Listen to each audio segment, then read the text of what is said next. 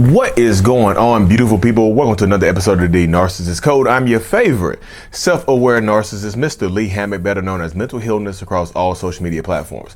If this is your first time seeing my face or hearing my lovely voice, I'm a clinically diagnosed narcissist, and I use my platform on social media to raise awareness for NPD, get more people into therapy, and also, validate the victims, survivors, and thrivers of said disorder, said toxic people, said toxic traits. Today's episode is going to be about if you are thinking about breaking no contact with your narcissist. Watch this video. This video is for you. This video is for the people who are on the cusp of reaching, like you have your phone in your hand and you got the damn shakes and you want to reach out to them. You want to contact them. You want to just message them back. This video is for you, directly for you. And if you think about going no contact and you worried about reaching out to them, this video, y'all can replay, you can save it, interact with it so you can come back and see the comments and whatnot. Matter of fact, put how many days that you've been no contact in the comment section. If you already no contact, if you haven't started no contact, don't be ashamed. Let's say, put how many days? 1 day, 1 hour. If you just been no contact for 2 hours, say that, put it in there, y'all. Sometimes when you go no contact, you have to build up to it. 1 hour, to get to 1 day, you have to go through 1 hour, don't you? You can't skip over the first 5, 6, 7 hours, 10 hours, 24 hours. You can't skip to get to the 1 day, which is 24 hours, to get to 1 day no contact, which is 24 hours. You have to go through the first 23 hours, right? You can't skip over them. You have to go through it. You have to go through them. You have to go through the first 60 minutes. You have to go to the first 20 minutes. You have to go through the decision. The first thing you got to do is go through the decision to go no contact and whatnot. You have to be able to do that. You literally have to, because if you don't, you lose. I promise you. You see what I'm saying? A lot of times in these situations, sorry, I got distracted. My dog is barking at nothing, of course. But this is how it happens though. You have to make the decision. The decision comes first before anything. Dealing with narcissistic people, the decision to go no contact comes first. So if you're already no contact and you're thinking about, no matter how long you've been no contact, if you're thinking about reaching out right now, or you're thinking about responding to something, you got them blocked everywhere, right? You have them blocked everywhere. There's no access or whatever. If you have kids, I know it's different. It's different a lot of times. They find a way to reach out to you, and you thinking about responding. They sent you a text message that's telling you everything that you've been asking them, everything that you've been begging them for, everything that you've been pleading for them to do for the last 2 years, 3 years, 4 years. You finally got this in the email, in text message form, on a Cash App message. Ask yourself this question right here. Why did it take so long? Why now? Why now? Why not before you decided to leave? Whether you told them that you were leaving or not, why didn't they do this before you decided to leave? Why did they wait till now when you're gone? Why now? This is a question you're asking yourself. Don't ask them. This is not something that you have to send to them.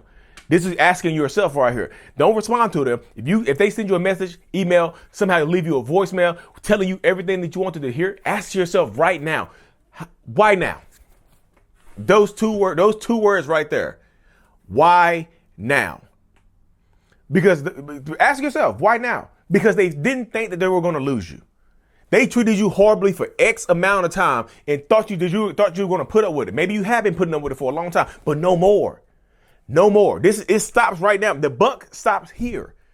So why right now? Why did they wait right now to reach out to you when they could have did it 6 months ago? When they could have said this a year ago? When they saw that you were unhappy? When they were treating you badly? Why didn't they do it then? Because they thought you were okay with their toxic, abusive, narcissistic behaviors.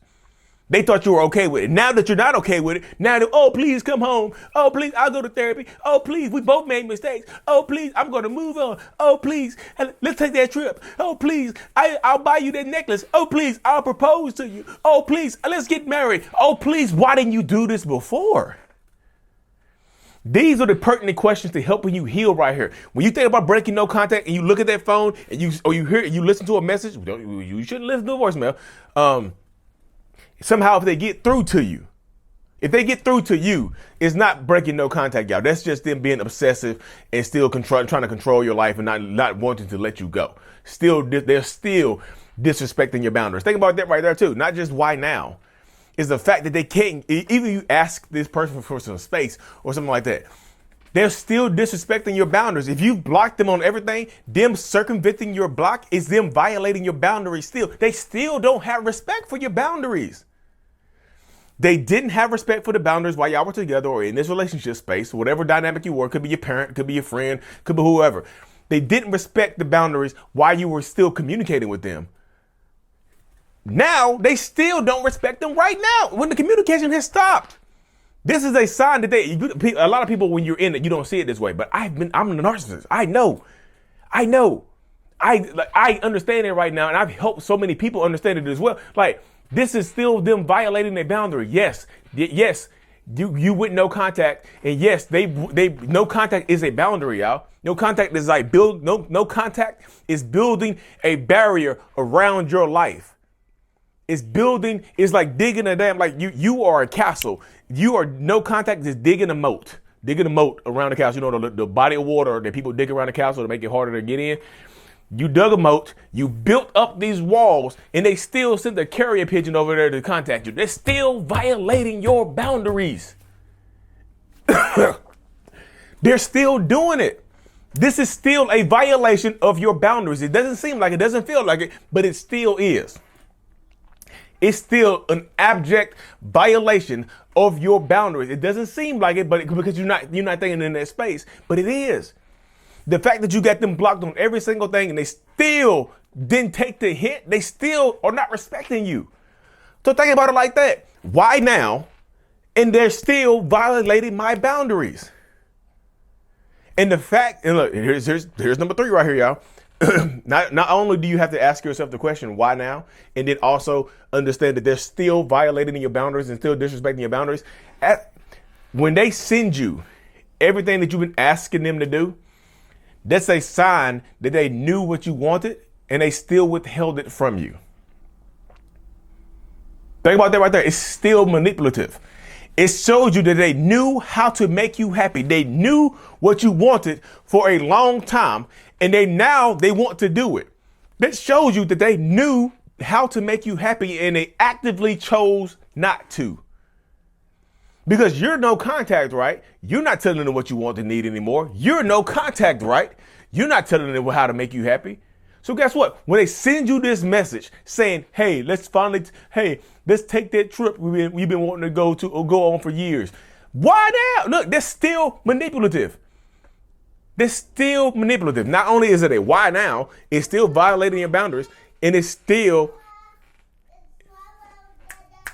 doing the same thing. That's what I'm telling y'all. You have to be as strong as you possibly can. You have to.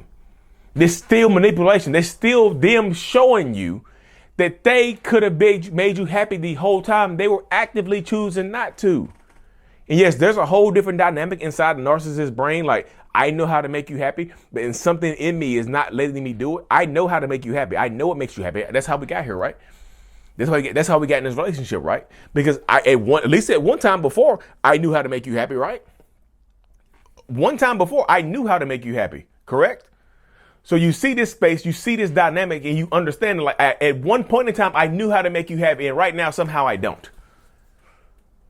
You know, I knew how to make you happy. I knew how to make you happy in the beginning of the relationship. It transitioned to me not making you happy, and now we're right back at me knowing how to make you happy and trying to do the same thing. That shows you, y'all, a choice. You can look at it like this. They were making the choice to neglect you. They were making the choice to devalue you. Tell yourself that right there. If you're thinking about picking that phone up and calling them back or looking for an explanation, they are not going to give you the answers that you want. They're not going to give you the answers that you need. You don't need closure. You do not need closure. Closure was when you decided to go no contact. That's the closure right there. That's literally you shutting. This is my self-love journal right here. That's literally you right here. You at the end of your book. This is the relationship right here. This is your closure. The end of the relationship. Boom. And now you shut it. That's the closure right here. Your relationship is a book, right? Your relationship is a book that y'all have been writing. This is your book. You've been writing in this book the whole time, right? You get to the end, and this is what closure looks like, y'all. Boom. That's you closing the book up. Okay, I'm going no contact. The end. Boom. That's what you need to do right there. That's your closure right there. You don't need closure. You don't need explanation. That's your closure right there. Like I say, they decided to treat you badly. They made the active decision to treat you this way, to make you feel this way. They made the active decision to do that. So now you're making the active decision to take your power back, to strip the power away from them and give it to yourself, because that's what no contact is. No contact is being stronger. The longer you're going no contact, the longer you're no contact, the stronger you get. And if you have fallen off the no contact wagon before, get back on it and ride the damn bus. Close the book. This is not a part 2. You're not writing a part 2. You're not writing a part 2 to the book. You're not writing a part 2, 3, 4, 5. This is the last time you're going no contact. We're not picking the damn phone up anymore. For what? What can they give you that they didn't give you now? But Lee, I put so much time into it. So did they. They put so much time into neglect you and make you feel this way. How much more time do you need to give them? But Lee, what if they get better? What if they want to heal? You don't have to give them the time to heal. That is not a prerequisite to growth and change and healing. That is not a prerequisite to reconciliation. Give me time to grow. You got to me time. You didn't give me time. Yeah, you gave them enough time. You gave them enough time. They took their mask off and now they're trying to put it back on. They took the mask off. You didn't like what you saw, so you decided to go no contact and cut it to the end. And this is how we got to where we are right now. You're stronger than you think you are. You're more powerful than you think you are. But you have to believe. I can say that all I want to, y'all, but you have to believe it. You have to believe it. You see what I'm saying? You have to believe it. And anytime you feel like, okay, I got to call them, I got to text them. Don't do it. Why? What are you going to get from it? You're going I talked to a woman. Shout out to Sabrina. She put me on this right here. It's called pain shopping. You're shopping for pain. You know what they're going. You know who they are. You know what you're going to get. You understand the dynamic. Stop pain shopping. Now we're going shopping for healing. We're shopping for healing. We're shopping for growth. We're shopping for self-love and self-worth. That's why I have the self-love journal. That's on Amazon. Lee Hammock Self-Love. Check that out. Empower yourself, y'all. I want y'all to win, but you have to want to win more than I do. You done? Yeah. Okay. She's done, y'all. So I have to hop off of here. Anyway, y'all. Thank y'all so much. Like and subscribe. And anytime you need to come back to this video, watch it again. Watch it again. Watch it again. Watch it again. Mental Healness is out. Peace. Thanks for making it to the end of my video, y'all. If you haven't already, check out joining the channel memberships for behind the scenes perks, priority responses to the comments, and a few other things. Link in the description of every single video I do. Thank you so much.